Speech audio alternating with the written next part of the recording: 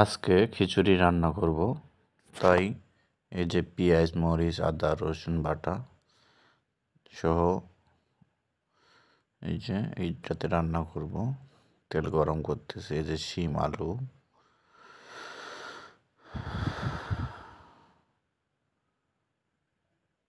যে মশলা দেব। তাই এটা এই যেটা আগে রান্না করে রাখছে ছোলা বুট, গরুর মাংসের তেল দিয়ে সুন্দর করে যে তেজপাতা দিছি, তেল গরম করতে দিছি, যে পেঁয়াজ একটু ভাজে নিচ্ছি,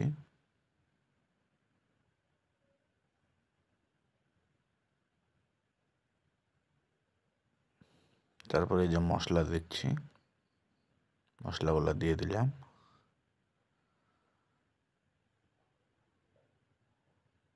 যে পেঁয়াজটা কষাই নিচ্ছি, একটু লাল লাল করে নেব।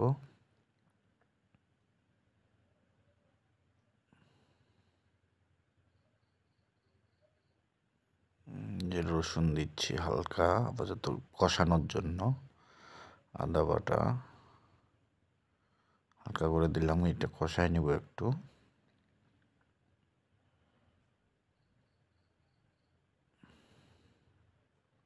হলুদ, মরিচের গুঁড়ি,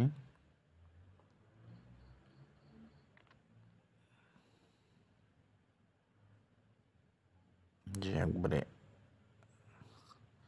এই চাল দিলাম, ডাল, এটা এখন একটু হালকা করে ভাজে নিব। এই যে তেল রয়েছে এই তেলের মধ্যে শিম আলু সব দিয়ে দিলাম, এটা একটু কষায় নিব। কষা হয়ে গেলে পানি দিব। কষানোর পরে তো পানিটা হচ্ছে আপনি এক মগ যদি যতগুলো চাল দিবেন মগে তার ডবল পানি, অর্থাৎ এক মগ যদি চাল দেন ডাল, তাহলে 2 মগ পানি দিতে হবে। এভাবে করে আপনারা দিবেন। এই যে আমি কষাই নিচ্ছি, একটু গরম করতেছি, এই যে ভাজতেছি একটু হালকা করে, তারপরেই পানি দেব। এই লবণ দিয়ে দিলাম, লবণ আগে দেওয়া হয়নি।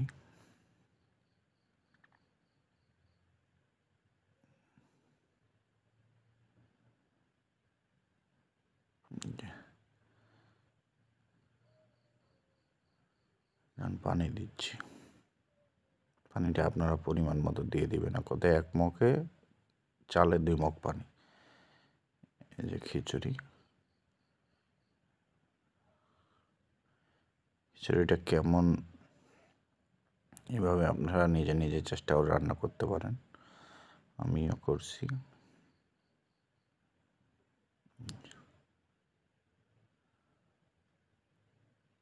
যে ছোলা বুটগুলো দিয়ে দিচ্ছি, যেটা গরুর মাংস তেল দিয়ে রাখছিলাম,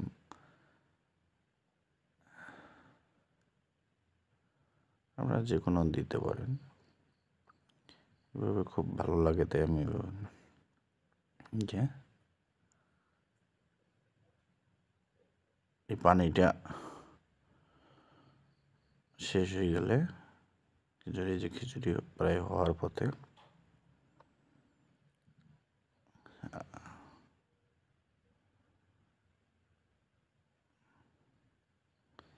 আসলে আমার সবাই একসাথে থাকি, কয়েকজন মিলে, ওরা সবাই খিচুড়ি খাওয়ার জন্য আমার কাছে বলে, তাই রান্না করলাম।